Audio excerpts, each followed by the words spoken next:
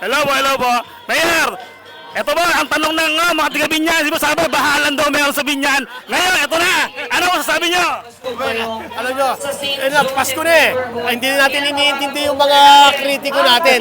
Kami ni Mayor Jel ay magtatrabaho lang. Wala tayong ano dyan. Ano lang tayo, hindi natin ine-entertain yung mga negative na binabato sa atin. Magtatrabaho lang tayo. Ito napakagandang programa nito. Siyempre, ito nga, kapatid, dito, magandang umaga dito sa Barangay de la Paz, sa Sitio Camachile. Nandito na nga tayo, nag-start na tayo, yung sinasabi nilang wala, hinahanapan tayo, sana baha. Pero ang baha, nagkabaha kami, pero tumutulong pa rin kami hanggang ngayon. Ito na po yung sinasabi nila, pero kami magtatrabaho na katulad ng sinabi ni Mayor, hindi namin pinapansin ang aming mga kritiko, basta alam namin na tama ang ginagawa namin para sa aming mga tagalungsod ng Binyan. Kaya umulad ang aming lungsod ng Binyan. Muli, congratulations sa lahat.